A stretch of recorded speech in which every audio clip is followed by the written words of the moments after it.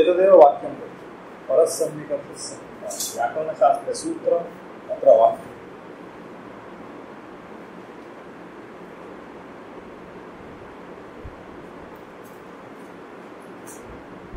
परः सन्निकर्षः परः नाम अत्यन्तम् अत्यन्तसन्निकर्षः सन्निकर्षः नाम सामीप्यं तत् परः इति किमर्थम् उच्यते चेत् अन्यूनातिरिक्तव्यवधानं भवेत् अधिकव्यवधानमपि न स्यात् न्यूनं व्यवधानमपि न स्यात् तादृशं व्यवधानम् अन्यूनं तादृशसामीप्यं परः सन्निकर्षः उच्यते। तो ये पदार्थस्य अत्यन्तसन्निकर्षः भवति चेत् सम्यक् न भवति। एतत् अस्माकं वाक्यलक्षणे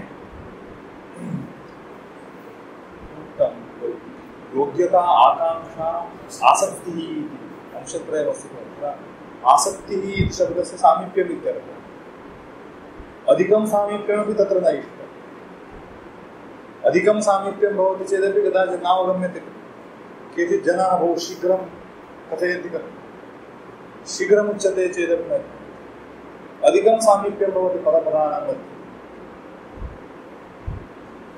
यथा हस्ते किमपि अस्ति चेत् एवं दूरे अस्ति चेदपि न दृश्यते एवम् अस्ति चेदपि न दृश्यते अतिसामीप्यमपि न इष्टम् अन्यूनातिरिक्तसामीप्यम् आवश्यकम् तदेव तस्य परस्सन्निकर्षः परः इति शब्दः श्रेष्ठः उत्कृष्टः परस्सन्निकर्षः संहिता इति उच्यते पदपदानां मध्ये परः सन्निकर्षः संहिता तर्हि संहिता वेदे कीदृशी भवति वेदे संहिताभागः इत्यस्ति ऋग्वेदसंहिता इत्यादि भागः अस्ति तत्र केवलं दीर्घपाठः भवति अन्यत् किमपि न भवति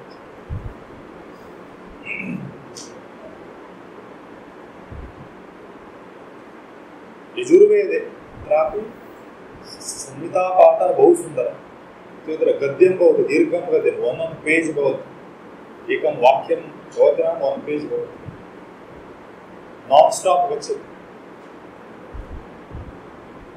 नान् स्टाप्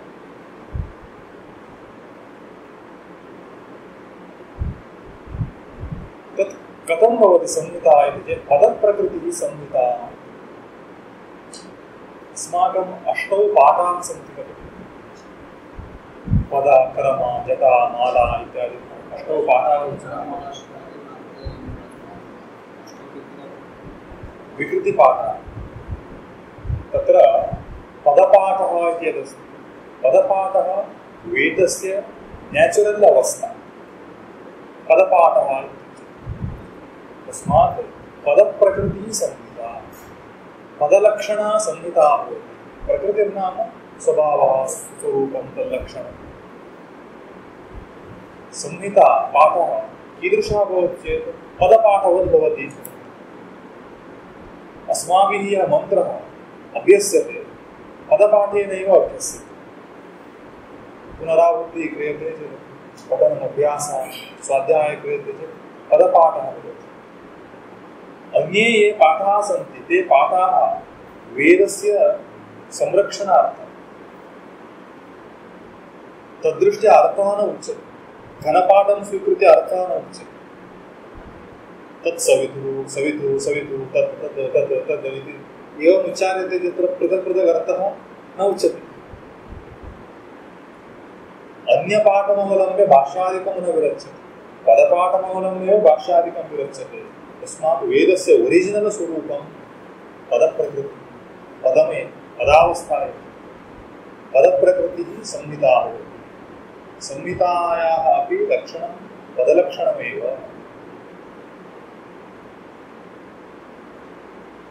पदपाठस्य महत्त्वं कियदस्ति इति पुनः वर्णयति पदप्रकृतीनि सर्वचरणानां पार्षदानि पार्षदं नाम ज्ञायते वा पार्षदम् अतीव विरलप्रयोगः पार्षद प्रातिशाख्य ग्रंथ पार्षद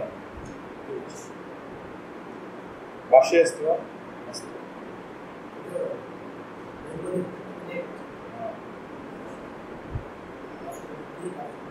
पार्षदम् इति प्रातिशाख्य ग्रंथ। प्रातिशाख्य ग्रंथ नाम कः ज्ञायते वा?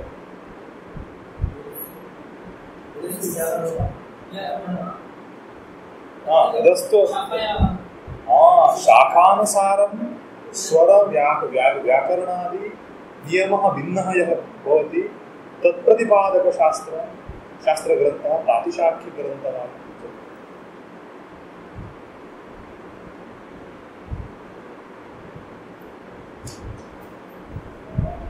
यथा शुक्लय्ये यजुर्वेदे षकारस्य स्थले ककारः उच्यते।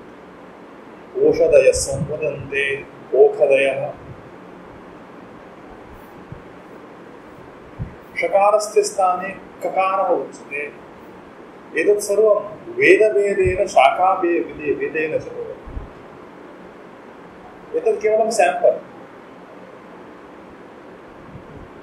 अनेकत्र व्याकरणादि नियमः स्वरादि नियमः वेदः पुनः तत् शाखा भेदेन भिन्नः भवति। तर्हि प्रतिशाखं नियमं भिन्नं प्रतिपादयति इति कृत्वा प्रातिशाख्यग्रन्थः इति तेषां। प्रतिशाखं भिन्नं तत्र कालादि प्रतिपादकशास्त्राणि भिन्नानि भवन्ति। ज्योतिषमप्यन्तर्भवति। लगधमहर्षि कृतं वेदाङ्गज्योतिषम् इत्यस्ति। तत्र कालादिनियमः उच्यते। ऋग्वेदीयाः उदाहरणम् उच्यते। ऋग्वेदीयाः ये सन्ति ऋग्वेदीयाः तेषां मध्ये यज्ञोपवीतं यदि छिन्नं भवति तर्हि रात्रौ अपि धारणं शक्यते। रात्रिकालेपि यज्ञोपवीतधारणं पुनः कर्तुं शक्यते। दिवाकालः स्यात् इति न नियमः। यजुर्वेदे तु दिवासमये एव धारयितुं पारयति, रात्रिसमये धारयितुं न पारयति। तर्हि यज्ञोपवीतधारणाख्यं कर्म अस्ति।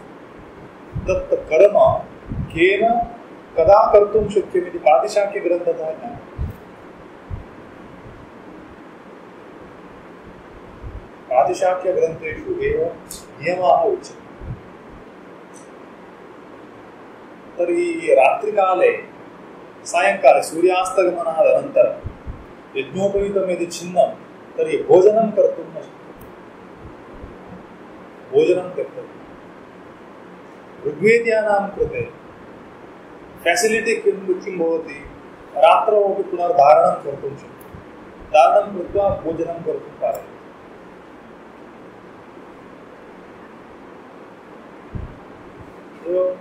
सौविध्यं भवति।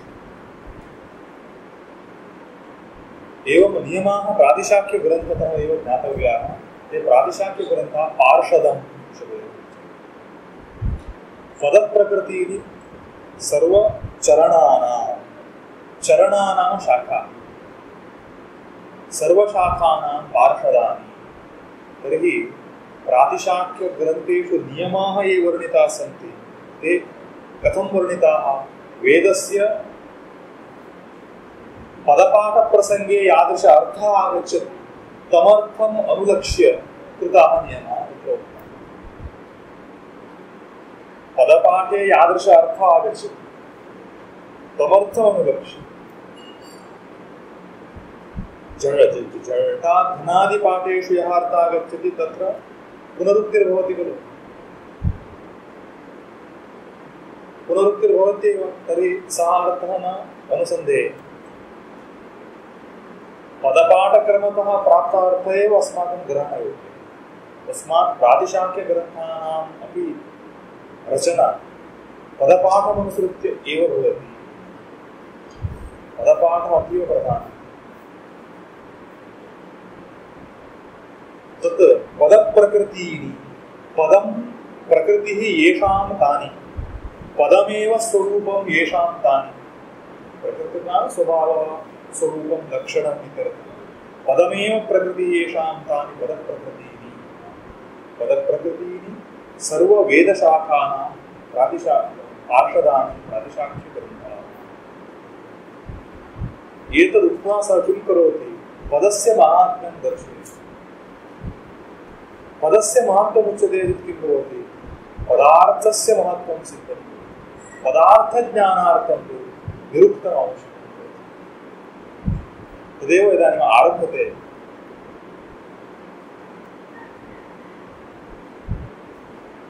इदानीं वदति अथापि यज्ञे दैवतेन बहवः प्रदेशाः भवन्ति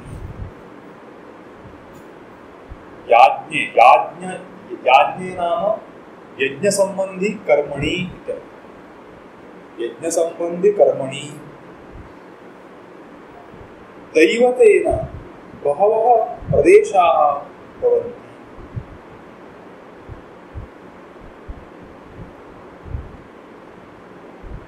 कथं वक्तव्यम् एतत् कल्पशास्त्रसम्बद्धमस्ति अर्थात् वेदमन्त्राणां विनियोगः यज्ञे कथं कर्तव्यः इत्यत्र हिण्ट्स् तदुद्दिश्य इदानीं कथयति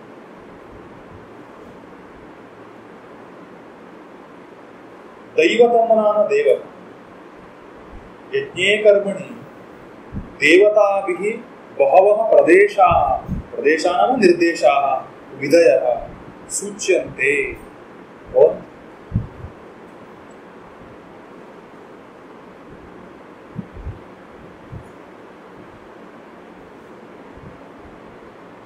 नियमाः सन्ति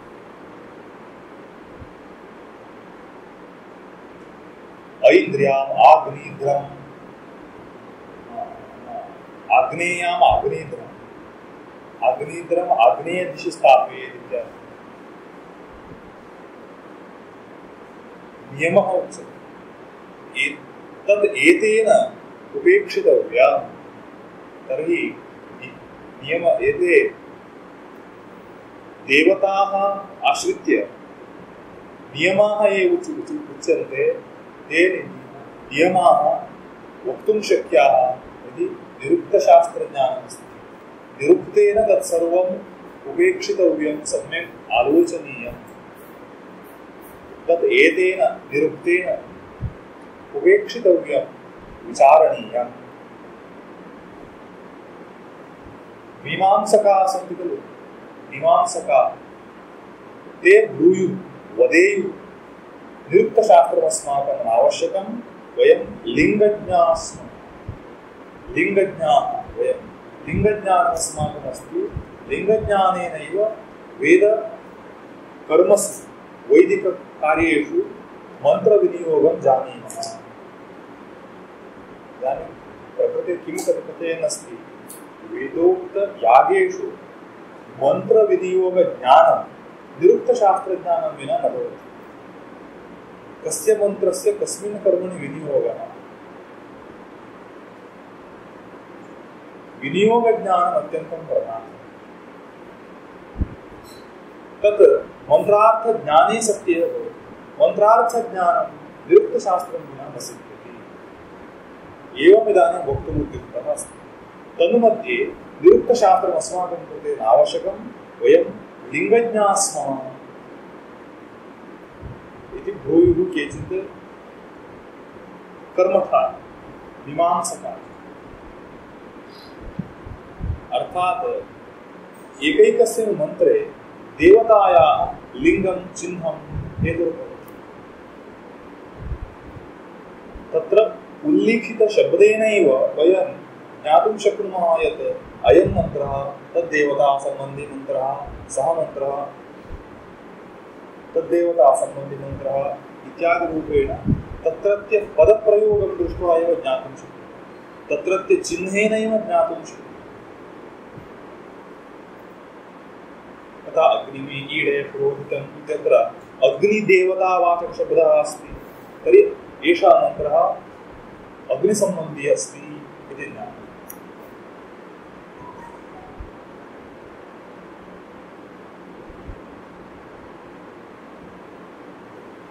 लिङ्गज्ञाः वयं स्मः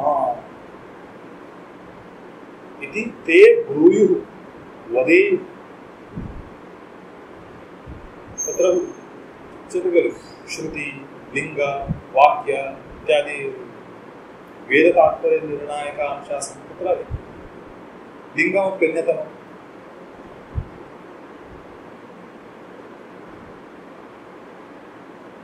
उदाहरणं दर्शयति इन्द्रं नत्वा शवसा देवता वायुं गृह्णन्ति। कः अर्थः न ज्ञायते। कः अर्थः अस्ति? इन्द्रं नत्वा इन्द्रः इव इन्द्रं न अस्ति खलु।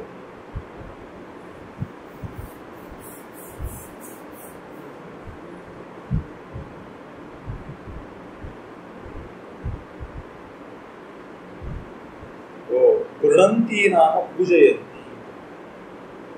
गृह्णन्ति पूजयन्ति। इन्द्रं न वायुं न त्वां पूजयन्ति। इन्द्रमिव वायुमिव त्वामपि पूजयन्ति।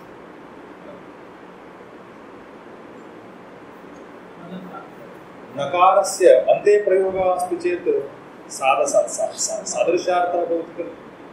तदेव इन्द्रं न इन्द्रमिव एवं वायुं न इत्यपि अन्वयः कर्तव्यः। वायुमिव त्वा नाम त्वां गृह्णन्ति पूजयन्ति देवताः। शवसा नाम बलेन पूजयन्ति।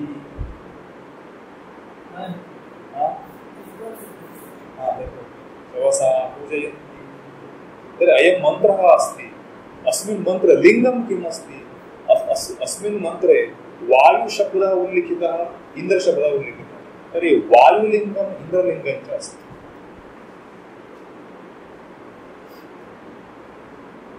तर्हि लिङ्गज्ञाः स्मः वयम् इति कृत्वा इन्द्रयागे अथवा वायुयागे अस्य मन्त्रस्य प्रयोगः कर्तुं न शक्यते। कथं? वदति अयं वस्तुतः आग्नेयमन्त्रः, अग्निसम्बन्धी मन्त्रः अस्ति। अग्निसम्बन्धिनि मन्त्रे इन्द्रलिङ्गं वायुलिङ्गं च दृश्यते। लिङ्गमात्रं दृष्ट्वा वयं विनियोगं कुर्मश्चेत् दोषः भवति। लिङ्गमात्रेण सम्यक् मन्त्रविनियोगज्ञानं न सम्पद्यते। लिङ्गमपि एकं सहकारी भवति। लिङ्गमात्रेण पूर्णतया मन्त्रविनियोगज्ञानं न स्वीक्रियते। सामान्यतया मन्त्रे शब्दोल्लेखेन एव वयम् अस्य मन्त्रस्य विनियोगः अत्र इति ज्ञातुं शक्नुमः सामान्यतया। किन्तु सर्वत्र तत् न भवति। व्यभिचाराः अनेके भवन्ति। यथा अत्र आग्नेयमन्त्रे इन्द्रलिङ्गं वायुलिङ्गं भवति। तर्हि कश्चित् लिङ्गज्ञः किं कुर्यात्? वायुसम्बन्धिनि यागे इमं मन्त्रं प्रयुज्येत। तदा वायुः आहुतिं न स्वीकरोति। तर्हि अग्निसम्बन्धी मन्त्रः सन्ति। वायुलिङ्गं च इन्द्रलिङ्गं च आग्नेये मन्त्रे अग्निरिव मन्यो दुषितः सहस्व।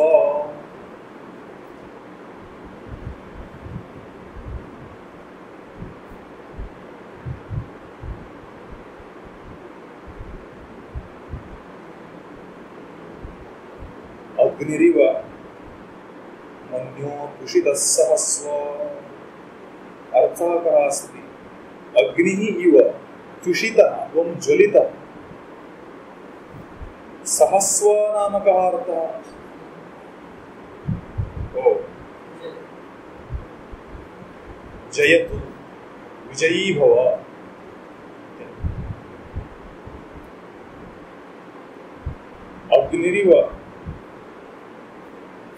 अग्निरिव मन्यो हे मन्युदेव अग्निवत्वं तुषितः ज्वलितः त्वं विजयी भव।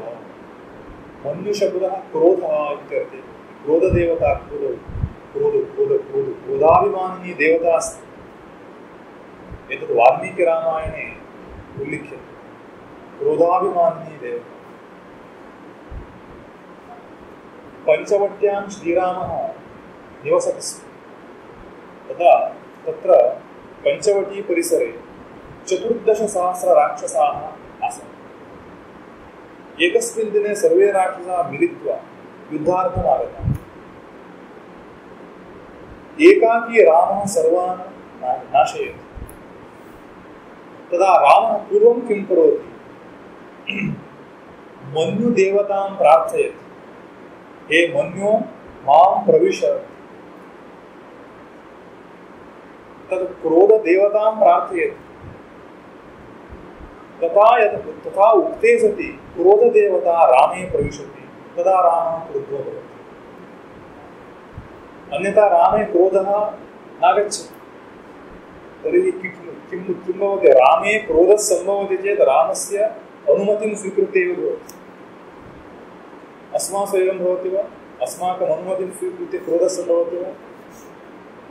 अस्माकम् अनुमतिं विना एव क्रोधः अस्मासु भवति। क्रोधाभिमानिनी देवता मन्युदेवता। तर्हि मन्युदेवता के मंत्रे अग्निलिंगं दृश्यते। तर्हि अग्निसम्बन्धिनि यागे अस्य मंत्रस्य विनियोगं कुर्यात् लिंगज्ञश्चेत्।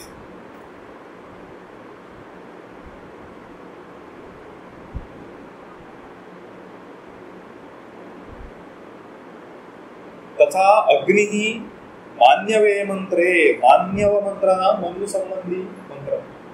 मनु देवता संबंधी मंत्र मान्यव मंत्र। तुषितः नाम ज्वलितः।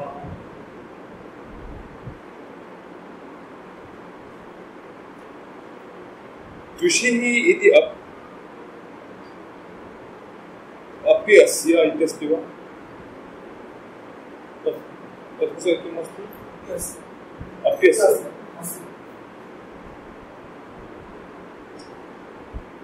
दीप्ति नाम भवति।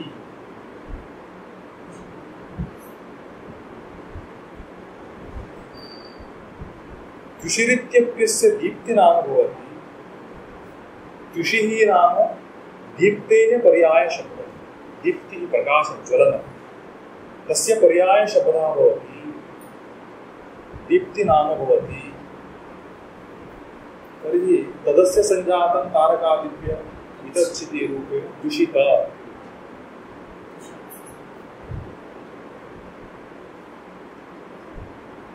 त्विट् इति शब्दः अस्ति। त्विट् तुषौ तुषा। त्विट् नाम प्रकाशः। तुषि।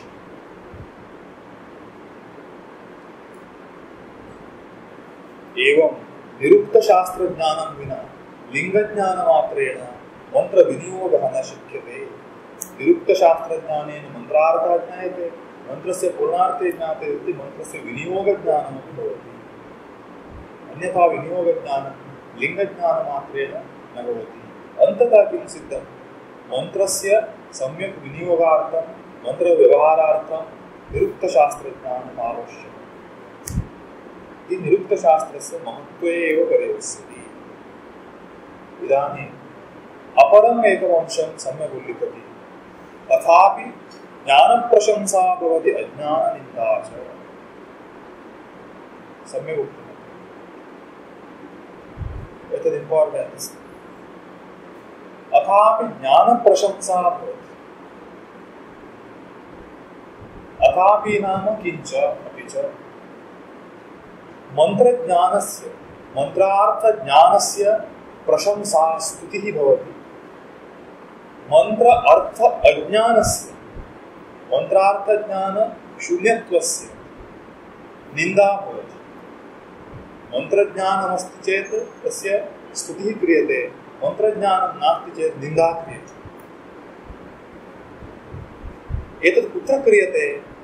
निरुक्तशास्त्रज्ञैः न क्रियते, स्वयं वेदेन क्रियते। वेदः स्वयम् उक्तवान् मन्त्रार्थज्ञः श्रेष्ठः, मन्त्रार्थे यः मूढः सः मूढये इति निन्दां करोति। बहु प्रसिद्धः अयं मन्त्रः। कः मन्त्रः अस्ति? स्थाणुरयं भारहारः किलाभू अधीत्य वेदं न विजानाति योऽर्थः अर्थज्ञ सकलं भद्रमश्नुते नाकमेति ज्ञानविधूतपाप्मा। इदं महाभाष्ये अस्ति वा?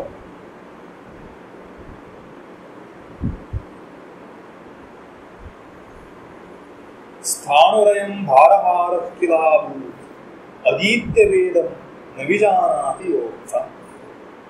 अत्र अन्वयः इत्थमस्ति, वेदम् अधीत्य यः अर्थं न विजानाति, वेदं पठित्वा अधीत्य वेद अध्ययनं कृत्वा तस्य अर्थं यः न जानाति, अर्थज्ञानं यस्य नास्ति, सः भारहारः स्थाणुः अभूत् किल। सः केवलं भारवाही, भारधारकः, स्तम्भः भवति खलु। यथा भारधारणार्थं गृहे अथवा अन्यत्र वा स्तम्भाः निर्मीयन्ते, स्तम्भस्य कारणं भारधारणमात्रम्। किन्तु मया धारितं वस्तु किम् इति स्तम्भेन न ज्ञायते।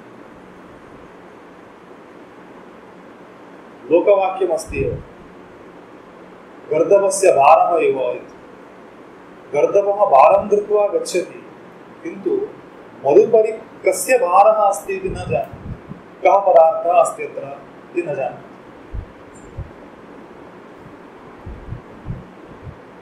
तद्वत् भवति।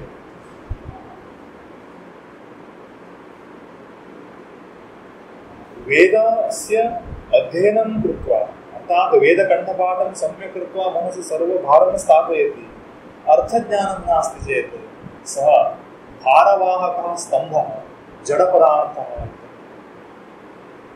एवं मंत्र अर्थ अनभिज्ञः यः अस्ति तस्य निन्दा कृता। मंत्रार्थज्ञता यदि नास्ति तर्हि तस्य निन्दा भवति। अर्थज्ञ इत् सकलं भद्रमश्नुते। अर्थज्ञ इत् नाम अर्थज्ञः एव। अर्थज्ञ इत् अर्थज्ञः एव सकलं भद्रमश्नुते। भद्रम नाम मंगलम शुभम, श्वश्रेयसं शिवम भद्रम, कल्याणं मंगलम शुभम। मरघोषे उच्यते भद्रम नाम कल्याणं। मंत्रार्थज्ञः एव ततः शुभं फलं प्राप्नोति। तत् मंत्रार्थज्ञ मंत्राध्ययनेन वा यागादि कर्मणा वा यथार्थतया फलं प्राप्नोति। अर्थपूर्वकं ज्ञानं।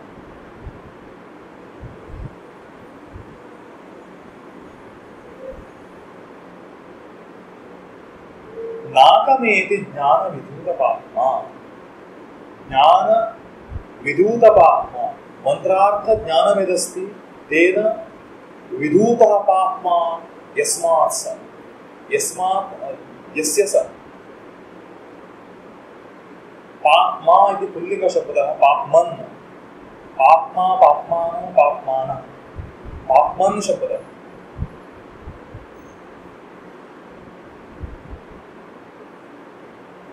विधूतः नाम नष्टः, विनष्टः।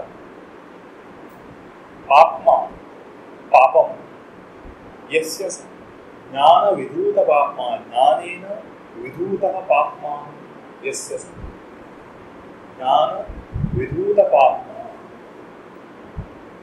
यस्य पापं मंत्रार्थ ज्ञानेन प्रक्षालितमस्ति सः किमनुभवति? नाकमेति स्वर्गमेति। क्वचित् अस्माकं वेदग्रन्थेषु नाकशब्दः स्वर्गार्थेऽपि अस्ति, कदाचित् मुक्त्यर्थेऽपि प्रयुज्यते। स्वर्गः इति वा भवतु, नाकशब्दस्य प्रति स्वर्गार्थे प्रसिद्धशब्दः। मंत्र अर्थज्ञतया एव स्वर्गं प्राप्नोति इत्यपि उक्तम्। मन्त्रस्य अर्थं जानाति, अर्थज्ञानं नास्ति चेत् किम्? अस्मिन् काले किं जातमस्ति? मन्त्रस्य कण्ठपाठं यः करोति सः श्रेष्ठः पण्डितः। पंडितान् पृच्छतु, अस्य मन्त्रस्य कः अर्थः इति, कः अर्थः न ज्ञायते। तर्हि सभाष्य अध्ययनं कृतवन्तः अल्पा, भाष्यपूर्वकम् अध्ययनं बहुभिः न क्रियते। केवलमेव सहनावतु सहनावतु न क्रियते। सहनावतु नाम किम् इति न पश्यति।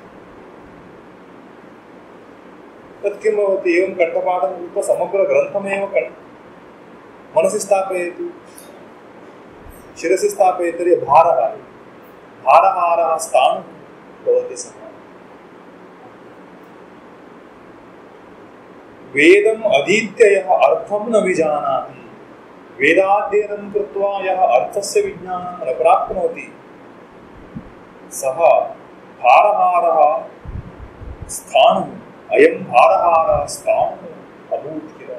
वर्तमानार्थे लुङ्लकारः प्रदत्तः अभूत् भवति। यः अर्थज्ञः इति सकलं भद्रमश्नुते, अर्थज्ञः एव सर्वं शुभफलं प्राप्नोति। ज्ञानविधूतपाप्मा, ज्ञानेन नष्टपापः स्वर्गं प्राप्नोति, अर्थात् आनन्दातिशयं सुखातिशयं प्राप्नोति। इति अर्थज्ञस्य प्रशंसा। तत्र मनुस्मृतौ एकः श्लोकः अस्ति, अज्ञेभ्यो ग्रन्थिनः श्रेष्ठा। अत्यंत अज्ञान्यपेक्षया ग्रन्थिनः ग्रन्थसंग्राहकाः पुस्तकं क्रीत्वा आनीय स्थापयति, पठनं न करोति। बहवः दृश्यते, पुस्तकं दृष्ट्वा सम्यक् दृश्यते, पुस्तकं क्रीत्वा गृहे आनीय स्थापयति।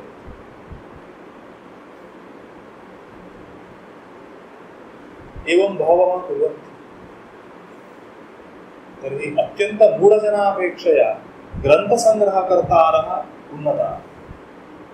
अज्ञेभ्यो ग्रन्थिनः श्रेष्ठाः, ग्रन्थिभ्यो धारिणो मताः। केवल ग्रन्थसंग्राहकापेक्षया कण्ठपाठकर्तारः श्रेष्ठाः। भगवद्गीता ग्रन्थं क्रीत्वा कश्चित् गृहे आनीय स्थापयति, केवलं पठनं न करोति, सः ग्रन्थि, ग्रन्थवान् ग्रन्थि। तदपेक्षया गीताग्रन्थम् उद्घाट्य धर्मक्षेत्रे कुरुक्षेत्रे अर्थज्ञानं नास्ति, केवलं धर्मक्षेत्रे कुरुक्षेत्रे संवेदायुक्ते कण्ठपाठं कृतवान् अस्ति चेत् सः श्रेष्ठः। ग्रन्थिभ्यो धारिणो मताः, धारिभ्यो ज्ञानिनः श्रेष्ठः।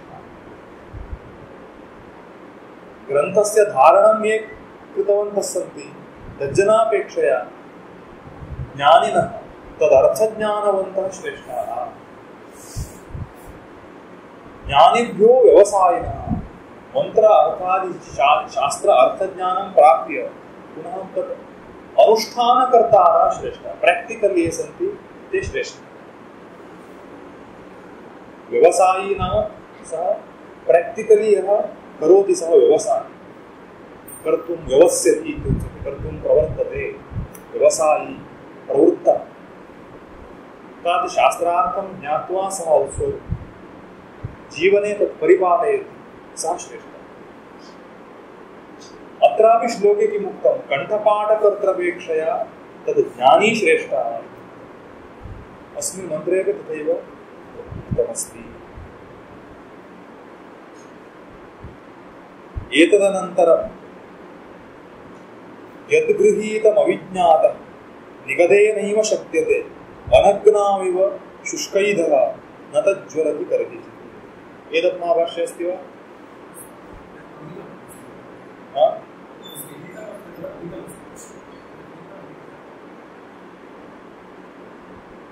यद्गृहीतमविज्ञातं तात्पर्यं समानमागच्छति। यद्गृहीतम् अविज्ञातं निगदेनैव शब्दते अनग्नायो शुष्कैधो न तज्ज्वलति परिवीक्षितम्। निरुक्तादेव प्रसिद्धः अयं मन्त्रः, निरुक्तशास्त्रे प्रसिद्धः। गृहीतं नाम पठितम् अधीतं चित्तेन गृहीतं, चित्तेन ग्रहणं कृतं, बुद्ध्या ग्रहणं कृतं, शाब्दिकग्रहणं जातमस्ति, किन्तु अर्थतः अविज्ञातम्, अर्थदृष्ट्या तु न ज्ञातम्। तत् निगदेनैव शब्दते। निगदेन नाम केवलं कण्ठध्वनिना शब्दते, उच्चार्यते। निगदेनैव शब्दते। निगदः नाम केवलं नादः, ध्वनिः। निगदेनैव शब्दते। कथम् इति चेत् तर्हि तस्य फलं किम्? केवलं कण्ठध्वनिना शब्दोच्चारः क्रियते चेत् तस्य परिणामः कः? अनग्नाविव शुष्कैधः न तज्ज्वलति करिचित्। यस्मिन् स्थाने अग्निर्नास्ति तत् स्थाने एधः इन्धनं स्थापयति चेत् सः कदाचिदपि न ज्वलति। यत्र अग्निर्ज्वलति तत्र पुनरिन्धनं स्थाप्यते चेत् ज्वलति। अग्निशून्ये स्थले इन्धनं स्थापयति चेत् न ज्वलति। यद् ज्वलतु अत्र इदानीं पेन् स्थापयामि चेत् न ज्वलति। तर्हि अग्निभिन्नस्थाने यत्र अग्निर्नास्ति तत्स्थाने शुष्कैधम् इव, शुष्कं काष्ठमिव तत् कदाचिदपि न ज्वलति, न दीप्यते। एवं अर्थज्ञानं विना उच्चरितः मन्त्रः अपि कदाचिदपि न फलति। एवम् अर्थज्ञानं विना केवलं निगदेनैव यदि शब्दते तर्हि तस्य फलं न भवति।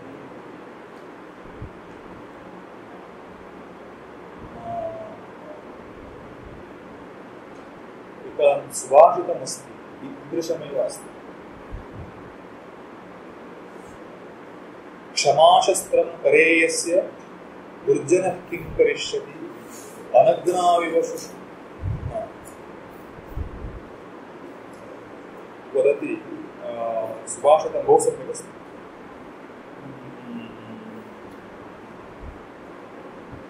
क्षमाशस्त्रं करेयस्य दुर्जनः किं करिष्यति अतृणे पतितो वह्निः स्वयमेवोपशाम्यति।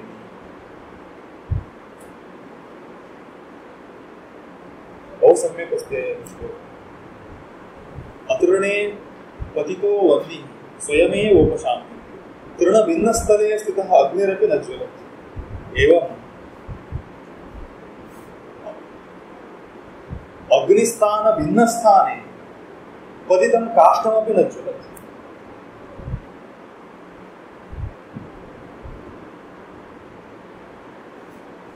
तर्हि अर्थज्ञानम् आवश्यकम् इति वेदतः एव ज्ञायते। दुर्जनः किं करिष्यति? क्षमाशस्त्रं करेयस्य दुर्जनः किं करिष्यति अतृणे पतितो वह्निः स्वयमेवोपशाम्यति। तृणभिन्नस्थले पतितः अग्निः स्वयमेव शान्तो भवति।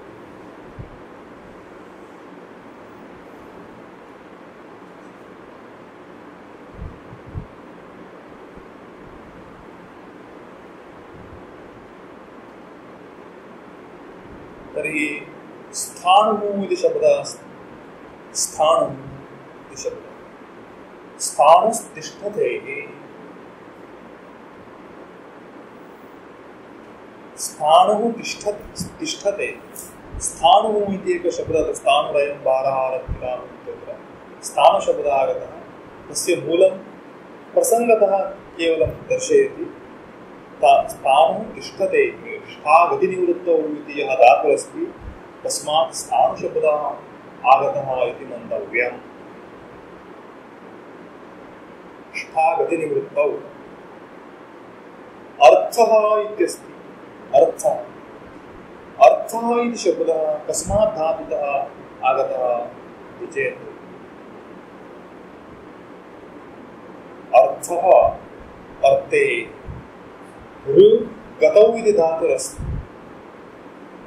तस्मात् धातुतः अर्थशब्दः आगतः इति मन्तव्यम्। ऋच्यते ऋच्छति नाम गच्छति, ऋच्यते गम्यते।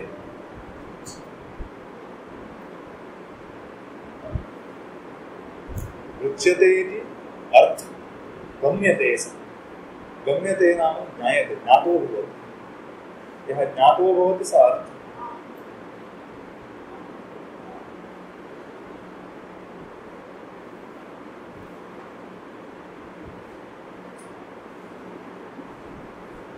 अरणस्थो वा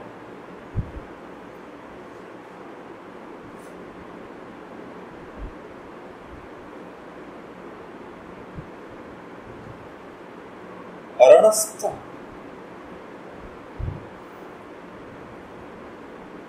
अरणस्थः नाम एवं अर्थः। अरणं नाम गमनम्, अरणं गमनं चलनं। गतौ इत्यस्यैव लुट् प्रत्यये सति अरणम् इति रूपं सिद्धम्। अरणस्थ तर्हि गतिमान्। ऐश्वर्यार्थेपि अर्थशब्दः अस्ति खलु। धनं सम्पत्तिः इत्यर्थे अर्थशब्दः अस्ति। तत्परकां व्युत्पत्तिं प्रदर्शयति अरणस्थः वा। प्राक्तन व्युत्पत्ति मीनिंग इत्यर्थे। द्वितीय अर्थः सम्पत्तिः इत्यर्थे। धनम् अत्यधिकं गमनागमनं चञ्चलं धनं चञ्चलम् इत्युक्ते कदा आगच्छति कदा निर्गच्छति न ज्ञायते। लक्ष्मी अत्यन्तं चपला इत्युच्यते। अरणस्थः वा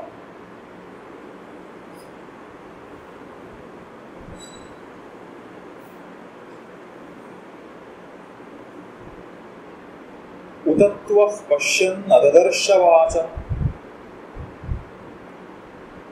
उतत्वः शृण्वन् न शृणोत्येनाम् उतोत्वस्मै तन्वन् विसस्रे जायेव पत्य उशती सुवासा। एषः मन्त्रः अपि महाभाष्ये प्रायः भवितुमर्हति। यावदहं